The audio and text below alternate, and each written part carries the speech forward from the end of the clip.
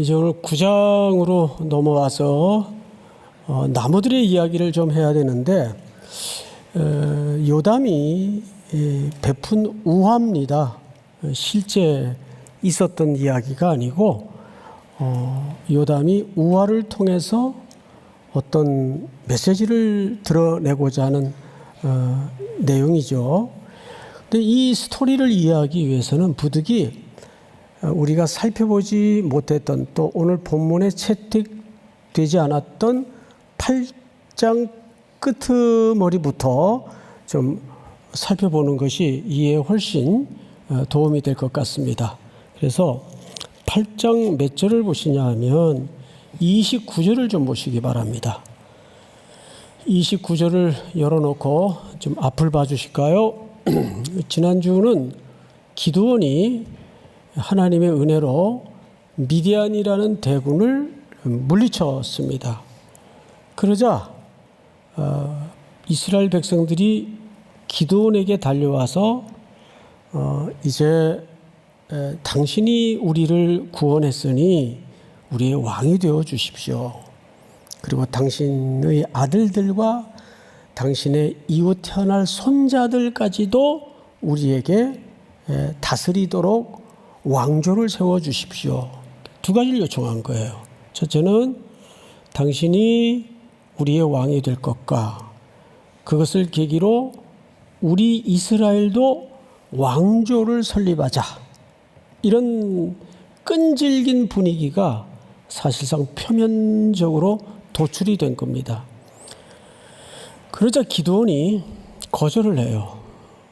나는 당신들의 왕이 될 수 없습니다. 그리고는 뜻밖의 요구를 합니다. 금은부치를 달라고 하죠. 노량물 중에. 그래서 갖다가 주었더니 그걸로 자기를 기억하고 기념토록 에봇을 만들어서 금으로 고향 오브라에다가 설치하게 합니다. 그러니까 이것을 뭐라 그러냐면 표리부동이라 그래요. 말은 내가 어떻게 왕이 될 수 있습니까? 이래놓고 실질적인 그의 의식의 흐름과 실상은 점점점 이스라엘의 왕이 되어가는 기드온을 우리가 금방 발견할 수가 있어요. 그리고 이제 기드온은 영원히 살 수 없었겠죠. 어떤 일정한 사명이 맞춰지고 생명의 수완이 되어서 그도 역시 40년을 이스라엘의 사사 노릇을 하고 역사의 무대 뒤로 사라집니다. 이제 실질적으로 이스라엘의 역사의 두꺼운 한 페이지가 넘어갔습니다. 사후가 문제죠. 그 사람의 진가는 살아있을 땐 잘 안 나타나요. 그런데 그 사람의 진가가 드러나는 것은 그 사람이 지나간 자리, 거기에서 어떤 결과물이 나오는가, 그게 진짜 그 사람에 대한 평가가 되겠죠. 그러니까 부모들에 대한 평가도 사실은 부모들이 열심히 인생을 살아낼 때는 잘 몰라요. 주변에서도. 근데 그 부모가 하나님의 나라에 가거나 남겨진 자녀들에게서 과연 어떤 열매가 나오는가가 그 부모들의 정직한 평가라고 할 수 있습니다. 그래서 그것은 누가 함부로 평가할 수 있는 문제는 당연히 아니겠죠. 근데 기드온은 그렇게 이제 세상을 떠났어요. 그런데 29절을 한번 볼까요? 요아스의 아들 여룹발이 돌아가서 자기 집에 거주하였는데, 그러니까 이 기록은 기드온 사후의 기록입니다. 기드온 살았을 적의 이야기를 인용해서 차용해서 쓴 거죠. 요아스의 아들 여룹발, 기드온의 또 다른 별명입니다. 바알과 싸우는 자. 이 정도로 이해를 가지면 좋겠어요. 돌아가서 자기 집에 거주하였는데 기드온이 아내가 많음으로, 이것도 신명기 율법에 어긋나는 열매들입니다. 신명기에 보면 나라의 지도자는 세 가지를 금하도록 돼 있어요. 첫째, 아내를 많이 두지 말 것, 병마를 많이 두지 말 것, 은금을 많이 두지 말 것. 여기에는 각각의 뭐 청빈하게 살아라 이런 개념보다는 이것은 하나님의 메시지가 이 속에 영적인 의미가 담아져 있습니다. 오직 하나님만 의존하는 지도자로서 자리매김하도록 하기 위해서 그런 금기사항을 신명기에 얘기하고 있습니다. 근데 기드온이 이걸 다 깨요. 그리고 볼까요? 아내가 많으니까 그 몸에서 낳은 아들들이 몇 명입니까? 70명입니다. 이걸 능력이 있다 그래야 될지 뭐 어쨌든 하여간 성경에 기록된 숫자가 70명이에요. 근데 세겜에 있는 그의 첩도 군데군데 뭐 지점 이렇게 설치하듯 뒀던 것 같아요. 뭐 이런 걸 현지처라 그러나요? 그의 첩도 아들을 낳았으므로 그 이름을 아비멜렉이라 하였더라. 자, 우선 이 세겜의 위치를 여러분 조금 머릿속에 담고 말씀을 들으면 훨씬 입체적이 될 것 같습니다. 세겜은 골짜기입니다. 골짜기에 경계선쯤에 위치해 있는데 양쪽에 에발산과 그리심산이 있어요. 여기서 축복과 저주가 선포되는 유명한 성경의 산입니다. 저도 거길 다녀왔는데 지형이 정말 절묘해요. 근데 그 가운데가 세겜 골짜기입니다. 근데 그 경계선쯤에 세겜 사람들이 당연히 살았겠고 여기에도 기드온의 첩이 한 명 살고 있었는데 그 첩에서 나온 아들 이름이 아비멜렉입니다. 아부라는 히브리 말은 아버지라는 뜻이고 멜렉이라는 말은 왕이라는 뜻이에요. 풀어놓자면 이런 뜻입니다. 아버지는 왕이시다. 그러면 아비멜렉의 아버지가 누굽니까? 기드온이에요. 자, 보세요. 그럼 그 아들 이름을 누가 지었을까요? 기드온이 지었죠. 엄마가 지었었겠어요? 고대 시대에? 이게 뭐든지 사람의 어떤 돌발적인 갑작스러운 현상들이 정말 갑작스럽게 나올까요? 그렇지 않습니다. 오랜 세월 동안 가치관이 축적되고 습관이 되고 의식화되어서 어느 날 그것이 동기가 딱 던져지면 촉발이 되고 돌출이 되는 거예요. 그러니까 아들이 태어났는데 그것도 첩의 아들 이름을 아비멜렉이라고 지었습니다. 아버지는 왕이시다. 그리고 입으로는 내가 어떻게 왕이 되냐 이랬는데 실질적으로는 뭘로 살은 겁니까? 왕으로 살은 거예요. 누가? 기드온이. 자, 그런데 성경을 다시 보십시다. 32절 요아스의 아들 기드온이 나이가 많아 죽음에 아비에셀 사람의 오브라에 있는 그의 아버지 요아스의 묘실에 장사되었더라. 이제 그도 이렇게 떠났습니다. 33절 기드온이 이미 죽음에 이스라엘 자손이 돌아서서 바알을 따라가 음행하였으며 또 바알 브릿을 자기들의 신으로 삼고 이 바알 브릿이라는 말은 바알의 또 다른 표현인데 브릿이라는 말은 어디서 나온 표현인가 하면 베리트 히브리 말의 베리트는 언약이란 뜻이에요. 바알은 이스라엘이 살던 가나안의 주 신이었고 그러니까 이런 뜻이 됩니다.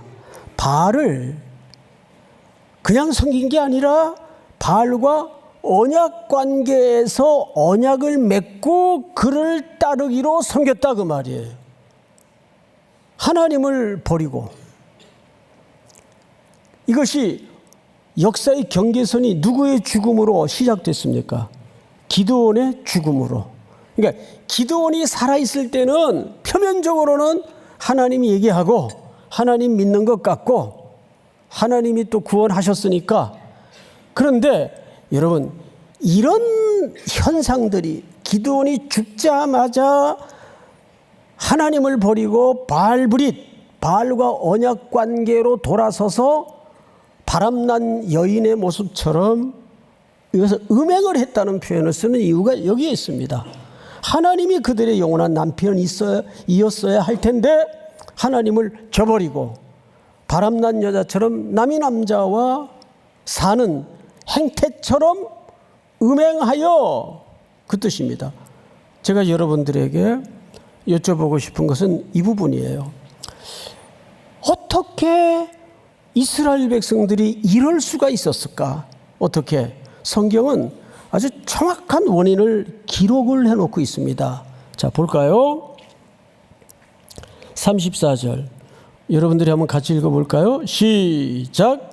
이스라엘 자손이 주위의 모든 원수들의 손에서 자기들을 건져내신 여호와 자기들의 하나님을 기억하지 아니하며. 미디안을 누가 물리치셨습니까? 하나님이 물리치셨어요. 그런데 하나님이 이루신 승리와 하나님이 허락하신 구원을 기억했습니까? 기억하지 못했습니까? 예. 이것이 광야 40년을 걸었던 그들 조상 이스라엘의 공통분모의 문제점이었습니다.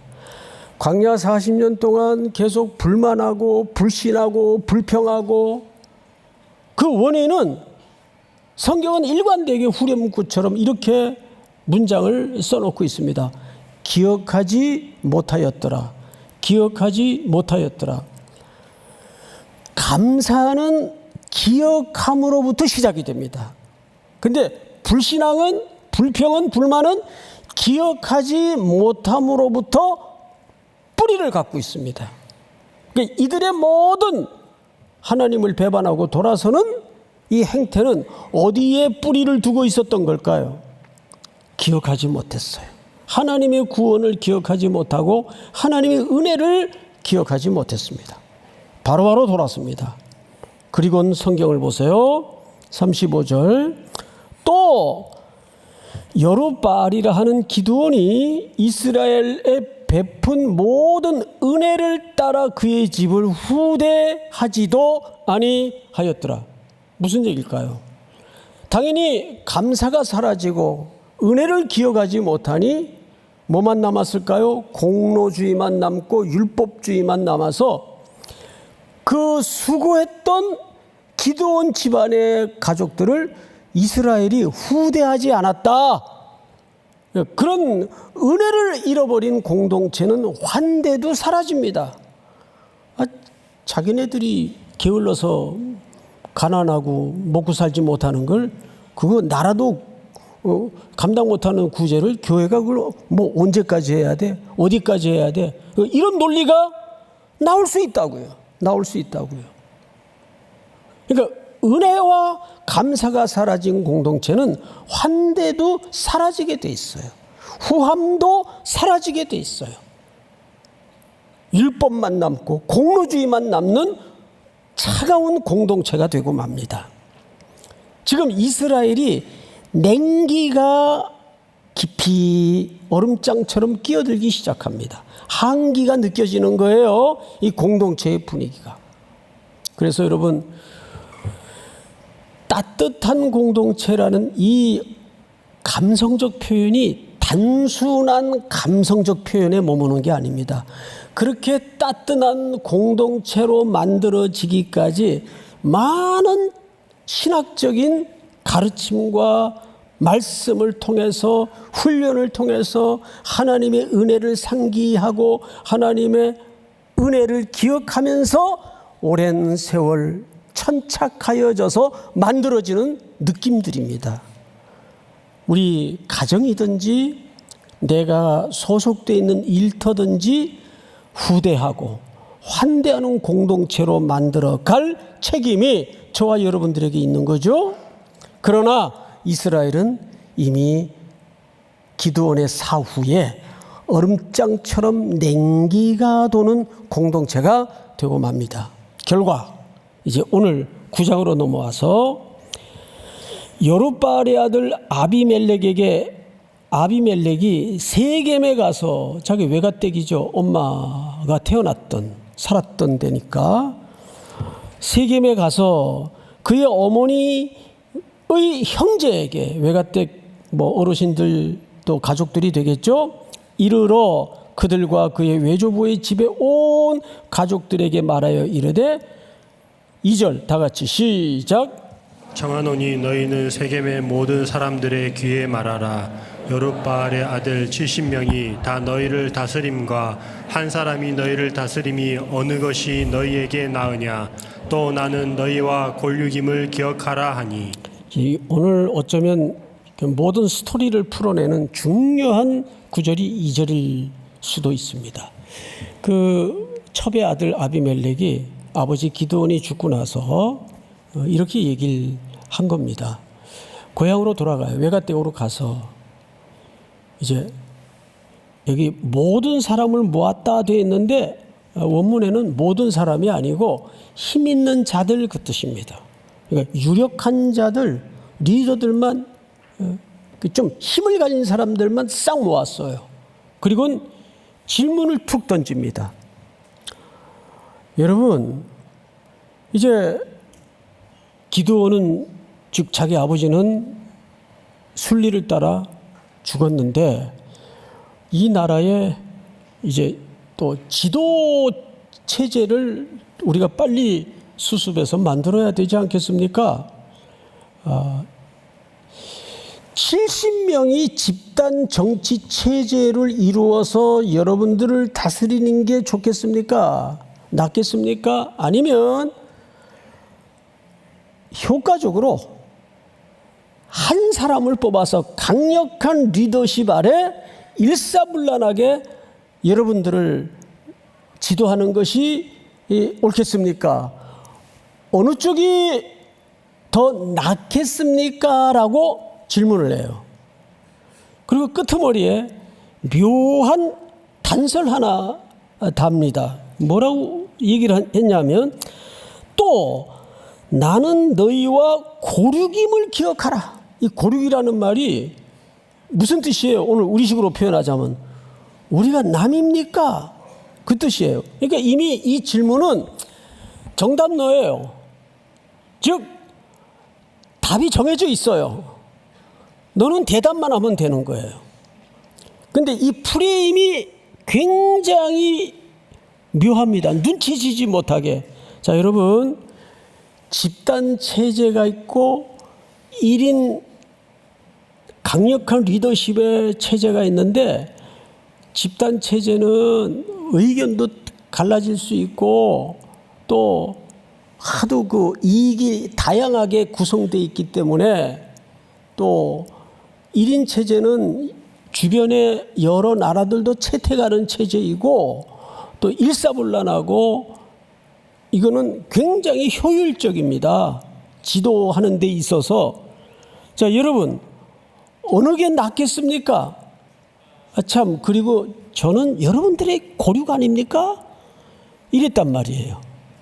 그러면 이 프레임에 고향 사람들이 어떻게 됐을까요? 성경을 한번 보십시다. 4절, 3절. 그의 어머니의 형제들이 그를 위하여 이 모든 말을 세겜의 모든 사람들이 귀에 말하며, 이런 말은 또 얼마나 빨리 전달이 됐을까요? 그들의 마음이 누구에게로 이미 기울어 갔죠? 아비멜렉에게로 기울어 갑니다. 그래, 이왕이면 고향 사람이 대통령 되면 좋은 거지 뭐. 이게 정치의 계절에 언제나 돌아오는 레퍼토리 아닙니까? 우리가 남이가 이런 거예요. 그러니까 한국 사람들은 유독 만나면 고향을 물어요. 그래서 저보고 고향이 목사님 어디세요? 영주인데요. 그러면 제가 안동이라고, 한고향이라고. 멀어요, 안동하고 영주하고. 그게 무슨 소용이 있어요, 사실. 근데 우리 한국 나라도 손바닥만한데 이 정치하는 사람들이 의도적으로 표를 위해서 자꾸 지방색을 갈라놔요. 굉장히 불행한 문화입니다. 이게 어느새 뽑아낼 수 없는 위력이 되고 말았어요. 선거 때마다 매우 슬퍼요. 지금 그대로 인간의 술수의 그 흐름이, 그 논리가 나타납니까? 안 나타납니까? 나타나죠. 해서 고향 사람들은 아비멜렉을 찍기로 이미 마음이 기울었습니다. 그래도 고향 사람이 되면 도로 하나라도 더 깔아주겠지. 자, 여기서 크게 하나 빠진 게 있어요. 아비멜렉이 정말 하나님의 사람이었다면 어느 게 더 낫냐 프레임을 만들어서 이렇게 질문하면 안 되죠. 여기 큰 게 하나 빠졌어요.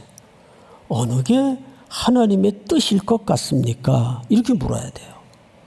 그래서 여기서 옳으냐 틀리냐의 프레임도 없고, 어느 게 하나님의 뜻이냐 아니냐의 프레임도 없어요. 오로지 하나, 어느 쪽이 더 이익이 되고 효율적인가, 이 질문만 남을 뿐입니다. 그래서 우리가 사회생활할 때도 그리스도인으로서 이 나타나는 현상을 보면서 이게 전선이 잘못됐다는 분별을 해낼 줄 알아야 됩니다. 정부도 성도들이란다. 백성들에게 어떤 정책을 내고 또 안을 낼 때 우리는 두 개 턱 던져놓으면 어느 쪽이 맞나, 이것만 하게 되지 이 안 자체가 원론적으로 틀렸다는 걸 잘 못 봐요. 그래서 시대를 바라볼 때 분별할 줄 알아야 돼요. 뭐 예를 들어 민감한 문제, 이게 맞냐 틀리냐 막 국민 투표에 쉽게 막 붙인다고 또 호도를 합니다. 그러면 그리스도인들은 이 안 자체가 성경의 기초에서 맞냐 틀리냐를 더 근본적인 고민으로 들어가서 헤아릴 수 있어야 됩니다. 믿습니까? 이것이 생명을 존엄하게 하는 가치인가? 하나님의 형상대로 지음받은 그 존엄한 생명의 기초에 근거한 법안인가? 이런 것들을 잘 헤아릴 수 있어야 됩니다. 그런데 아비멜렉이 자기 고향 사람들에게 꺼낸 프레임은 어느 게 더 효과적일 것 같습니까? 어느 게 더 나을 것 같습니까?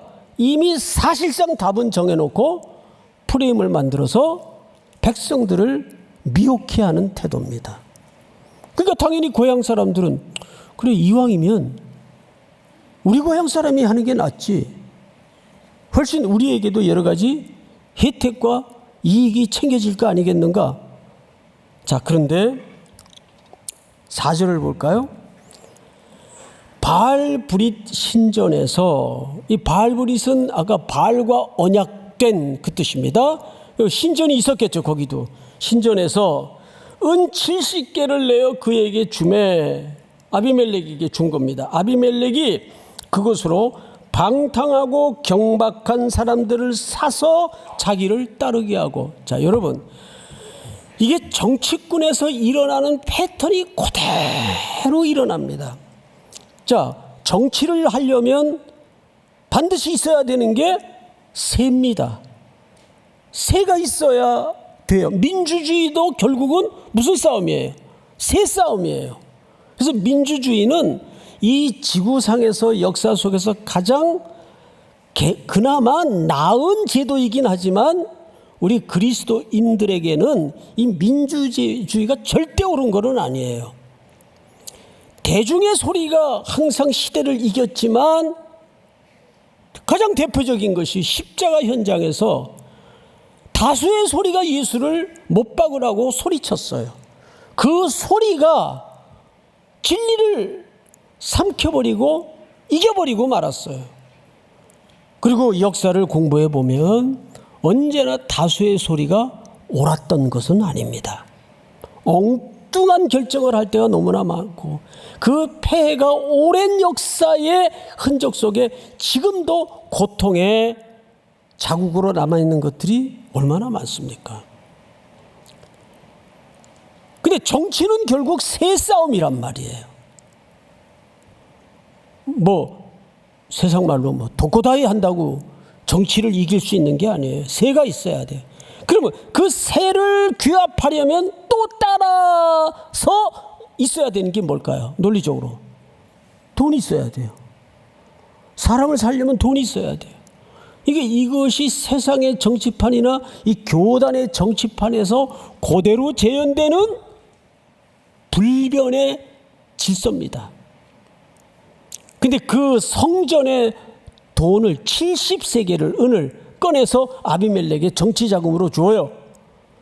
그럼 이게 무슨 얘기입니까? 이미 세겜의 집안은 그것이 바알의 신전이든 어쨌든 종교도 마음대로 쥐락펴락 재정까지 주무를 수 있는 권력이 자리 잡은 집안이었다 그 말이에요. 그 신전의 재정을 아무나 갖다 쓸 수 있는 것이 아니잖아요. 적어도 그 정도의 재정을 그 정도 땡겨 쓸 수 있는 집안이라면 바알브릿, 바알과 잘 언약관계의 그쪽의 가치와 그쪽의 우상숭배의 신앙을 신봉하던 집안이었다 그 말이죠. 이것이 아비멜렉을 잘 설명하는 종합적인 그림입니다. 성경을 볼까요? 5절 여러분 한번 같이 읽어보십시다. 5절 시작. 오므라에 있는 그의 아버지의 집으로 가서 요룹바알의 아들 곧 자기 형제 70명을 한 바위 위에서 죽였으되 다만 요룹바알의 막내 아들 요담은 스스로 숨었으므로 남으니라. 자, 돈 있겠다. 불량한 세력 끌어모았겠다. 제일 먼저 착수해야 될 게 뭐죠? 나머지 이복 형들은 다 잠재적인 자기 정치의 대적들입니다. 먼저 잠재적 대적들을 제거하는 거예요. 바위에다가 70명의 형제들을 엎어서 죽입니다. 끔찍한 숙청 작업이, 제거 작업이 벌어지는 거예요. 그리고 볼까요? 그 중에 막내 아들 요담만 살아서 스스로 피합니다. 그리고 이제 오늘 나무들의 이야기가 이 요담에 의해서 어떤 강력하고도 날카로운 메시지를 담아서 우리들에게 지금 들려지고 있는 겁니다. 그러면 마지막으로 우리 요담의 이야기로 바로 넘어가 보십시다. 6절 세겜의 모든 사람과 밀로 모든 족속이 모여서, 여기 밀로라는 말은 어떤 건물이에요. 그러니까 막 흙으로 계단이 돼서 철저하게 요새화되어 있는 건물인데 여기가 실질적인 정치적 군사적 요충지입니다. 그러니까 여기에서 아비멜렉이 세상의 옹의와 보호 아래 그들의 계략과 그들의 전략대로 성공해서 왕이 돼요. 6절은 그 얘기를 하는 겁니다. 세겜에 있는 상수리 나무 기둥 곁에서 아비멜렉을 왕으로 삼으니라. 자, 그 이후에 7절 보실까요? 사람들이 요담에게 그 일을 알림해 요담은 도망가 있었죠. 요담이 그리심산 꼭대기로 가서 서서 그의 목소리를 높여 그들에게 외쳐 이르되 세겜 사람들아 내 말을 들으라. 그리하여야 하나님이 너희의 말을 들으시리라. 자, 앞을 보십시다. 이제 도망가 있던 요담이 아비멜렉이 왕으로 등극했다는 소식을 듣고 어느 산으로 올라갔는가 하면 세겜은 골짜기라면 그 그리심산으로 올라갑니다. 올라가서 세겜 사람들의 행태와 이 결과에 대해서 이제 우화를 통해서 얘기를 하는 겁니다. 원래 그리심산과 에발산은 축복과 저주가 선포되는 산이었어요. 그러니까 하나님의 말씀대로 순종하면 축복으로 가는 길이 되지만 하나님의 말씀대로 순종하지 아니할 때는 저주로 가는 길목이 되기도 합니다. 그 세겜에 서서 요담이 세겜 사람들이여 내 말을 좀 들어보시오. 저거 도망갔던 좀 막내 아니야? 그리고 이제 이야기를 청종하기 시작하는데 생뚱맞게 무슨 옛날 얘기처럼 이솝우화처럼 무슨 얘기를 만담처럼 합니다. 그게 오늘 제목이 되는 나무들의 이야기예요. 스토리는 굉장히 간단해요. 네 가지 나무가 등장을 합니다. 감람나무, 무화과나무, 그리고 포도나무, 그리고 마지막 가시나무가 등장을 합니다. 그 나무 하나하나의 특징들을 우리가 성경을 보면서 이제 결말을 향해 가봅시다. 8절, 하루는 이제 요담의 이야기가 시작된 거죠. 나무들이 나아가서 기름을 부어 자기들 위에 왕으로 삼으려고 하여 감람나무에게 이르되 너는 우리 위에 왕이 되라 하매 감람나무가 이렇게 대답합니다. 9절 시작. 감람나무가 그들에게 이르되 내게 있는 나의 기름은 하나님과 사람을 영화롭게 하나니 내가 어찌 그것을 버리고 가서 나무들 위에 우쭐대리요 한지라. 자, 여러분, 감람나무는 하나님을 영화롭게 하고 사람을 기쁘게 하는 올리브유를 열매로 내는 아주 중요한 나무입니다. 근데 제일 먼저 나무들이 그 감람나무에게 가서 네가 우리의 왕이 되라 요청을 한 거예요. 그러자 감람나무가 거절을 해요. 내가 어떻게 하나님께서 서 있으라는 그 자리에서 내 본분은 내 특징에 맞게 과실을 맺고 기름을 내서 세상을 기쁘게 하고 특별히 하나님을 영화롭게 하는 게 내 본분인데 내가 어찌 너희들 위에 왕이 돼가지고 우쭐댈 수 있습니까? 안 됩니다. 그러니까 나무라는 본질은 제일 중요한 본질이 뭐죠? 수동성이에요. 피동성이에요. 내가 청파동에다 나무를 심어놨는데 여기 동네 마음에 안 든다고 나무가 나 저기 한남동으로 가서 좀 서 있어야 되겠다 그러고 지가 막 걸어서 한남동 가가지고 어디에 줄까 이럴 수 있어요?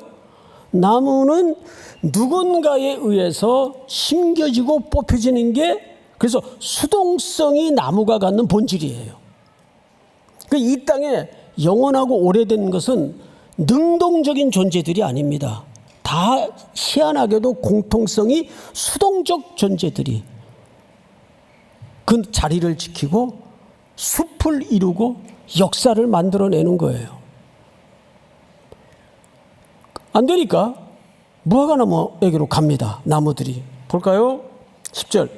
나무들이 또 무화과나무에게 이르되 너는 와서 우리 위에 왕이 되라 하매. 자, 무화과나무 대답을 여러분들이 한번 해볼까요? 11절 시작. 무화과나무가 그들에게 이르되 나의 단 것과 나의 아름다운 열매를 내가 어찌 버리고 가서 나무들 위에 우쭐대리요 한지라. 무화과나무는 아름다운 열매를 맺는 나무로서 사람들에게 배부름과 풍요와 부여를 안겨다주는 열매를 생산하는 나무예요. 둘 다 열매가 있어요. 결실하는 나무들이에요. 나는 그 자리에서 무화과나무의 열매를 내서 사람들을 즐겁게 하고 배부르게 하는 것이 내가 서 있는 여기 심겨진 이유이고 목적입니다. 내가 어떻게 함부로 여러분들의 머리 위에서 왕이 돼가지고 우쭐거릴 수가 있습니까? 여기 또 우쭐거린다는 말이 나와요. 그 다음에 이제 포도나무 쪽으로 가볼까요? 포도 12절. 나무들이 또 포도나무에 이르되 너는 와서 우리에게 왕이 되라 하며 똑같은 요구를 하죠. 자, 포도나무의 대답 다 같이 시작. 포도나무가 그들에게 이르되 하나님과 사람을 기쁘게 하는 내 포도주를 내가 어찌 버리고 가서 나무들 위에 우쭐대리요 한지라. 자, 여러분, 포도나무도 이스라엘 전체를 상징할 때 항상 포도나무로 묘사를 합니다. 포도나무도 자기 나름대로 열매가 있어요. 그리고 그 나무도 힘기워지는 나무입니다. 그리고 기쁨과 즐거움을 상징하는 포도주를 만드는 원료가 포도나무입니다. 내가 어떻게 여러분들에게 왕이 되겠다고 가서 우쭐거릴 수 있겠습니까? 안 됩니다. 이제 마지막 네 번째, 가시나무에게로 갑니다. 볼까요? 14절. 이에 모든 나무가 가시나무에게 이르되 너는 와서 우리 위에 왕이 되라 하매, 가시나무 대답에 제가 읽을게요. 가시나무가 나무들에게 이르되 만일 너희가 참으로 내게 기름을 부어 너희 위에 왕으로 삼겠거든 와서 내 그늘에 피하라. 자, 여러분 일단 물어봅시다. 가시나무에 그늘이 있어요? 그늘이 없어요. 이거는 허구입니다. 헛된 구호입니다. 이것이 왕이 될 자격이 없는 자들이 전형적으로 공약을 남발하는 상투적인 거짓말이에요. 가시나무에 무슨, 그리고 가시나무는 배타적이고 배타적이고 타인 외부를 자꾸 찔러요. 그래서 상처를 주는 존재가 가시나무입니다. 이스라엘 백성들이 역사 속에서 풀무의 고통을 겪을 때마다 가시나무로 소개를 합니다. 가시나무는 파괴적이고 상처를 줘요. 그래서 항상 거의 말라있기 때문에 불이 붙으면 확 번져가지고 모든 걸 불사르는 불쏘시개 역할을 잘하죠. 그러니까 상호 파괴적이에요. 가시나무가 갖는 이미지는 상호 부수고 망가뜨리는 역량에는 탁월한 존재입니다. 근데 거짓말부터 시작해요. 내게 와서, 되게 이 권력 잡은 좀 가식적인 정치인들 가운데는 그런 사람들이 있어요. 내가 대통령이 되면 그런 정치 구호에 속지 마시고 기도 많이 하세요. 나 투표할 때도 제 6대 담임 목사님을 위해서 기도할 때도 우리가 어떻게 그걸 평가하고 지표를 만들어서 점수를 매기고 하겠어요? 정말 기도 가운데 하나님의 은혜로 만나게 하는 관계의 청빙이 이루어져야 됩니다. 믿습니까? 뽑고 면접에서 고르는 청빙이 되어서는 아니 되옵니다. 기도로 은혜 가운데 만나지는 청빙. 할렐루야. 자, 성경을 보십시다. 이제 거의 다 왔어. 가시나무가 나무들에게 이르되 만일 너희가 참으로 내게 기름을 부어 너희 위에 왕으로 삼겠거든 와서 내 그늘에 피하라. 그리하지 아니하면 불이 가시나무에서 나와서 레바논의 백향목을 살을 것이니라 하였느니라. 이 보복을 선언해요. 만약에 그렇지 않으면 내가 불살라줘서 나도 자폭하고 너희도 끝장이 날 것이다.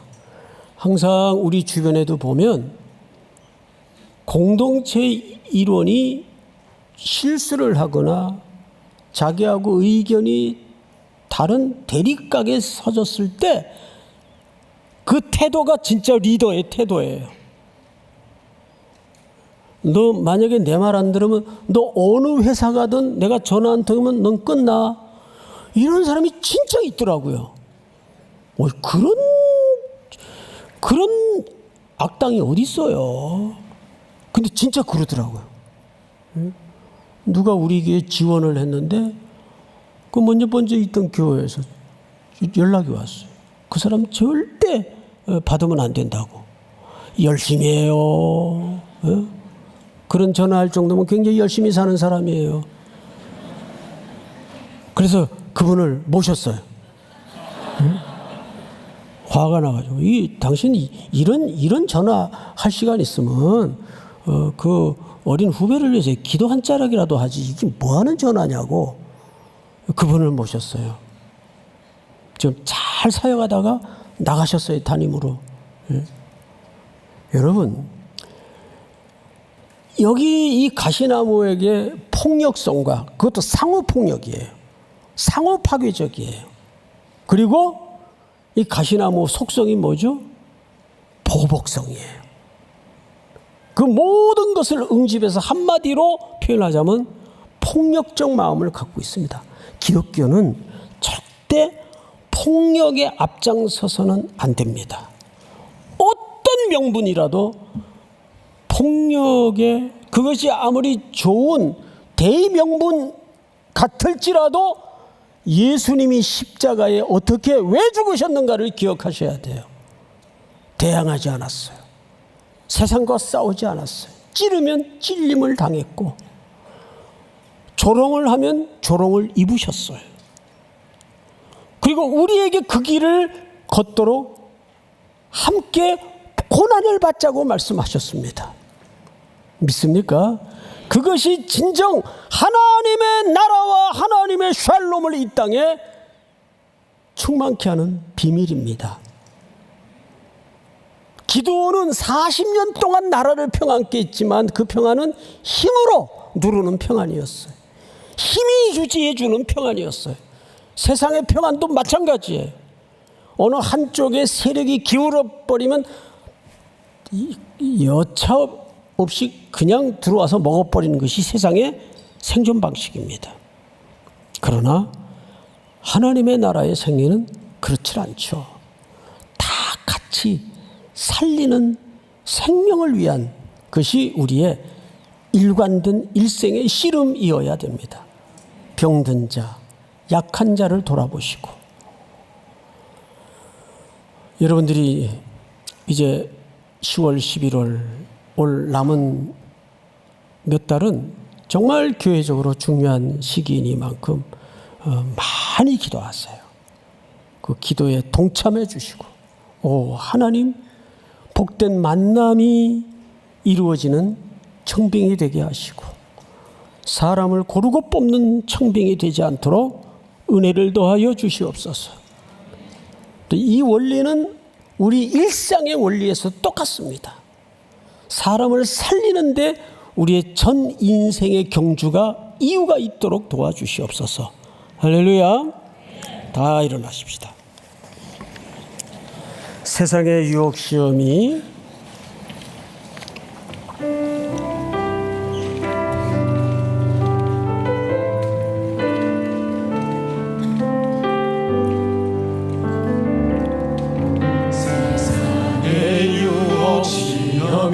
내게 몰려올 때에 나의 힘으론 그것들 모두 이길 수 없네.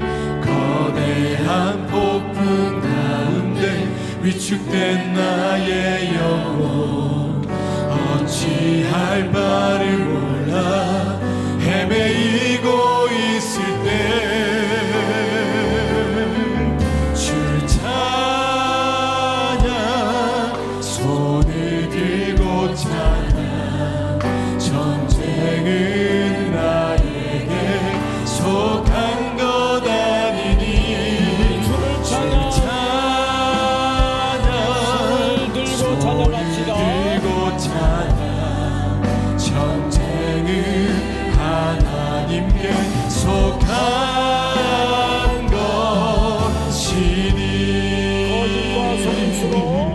거짓과 속임수로 가득 찬 세상에서 어디로 갈지 몰라 머뭇거리고 있네.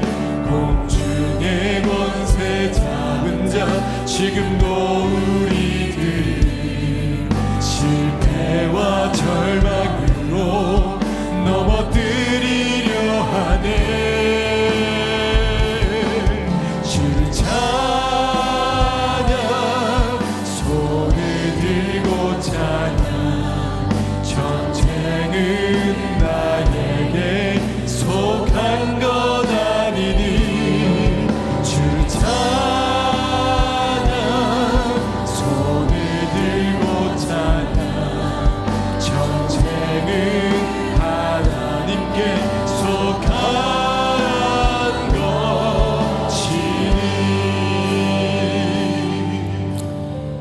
사랑하시는 하나님 아버지, 오늘도 주신 말씀 붙들고 저 문을 나섭니다.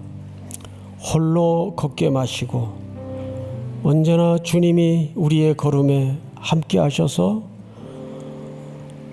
만나는 사람마다, 만나는 일마다 하나님의 사랑으로 하나님의 나라를 이루어가는 하나님의 순종의 백성들이 되도록 함께하여 주시옵소서. 다가올 10월 세 달에도 또 격렬한 일상이 준비되어 있지만 겁먹지 말고 쫄지 말고 분연히 우리를 위하여 하나님이 떨고 일어나심을 기억하는 한 달이 될 수 있도록 도우시며, 내 눈물, 내 고난, 시련, 아픔 속에서 오직 주님이 함께 하심만이 증언되고 드러날 수 있도록 역사해 주시옵소서. 지금은 우리 구주 예수 그리스도의 은혜와 하나님 아버지의 사랑과 성령님의 교통하심이 머리 숙여 경배를 드리는 사랑하고 사랑하는 3일의 성도들, 해외, 국내, 멀리 출타해 있는 가족들, 복중의 생명까지 영원토록 함께 있을지어다. 아멘.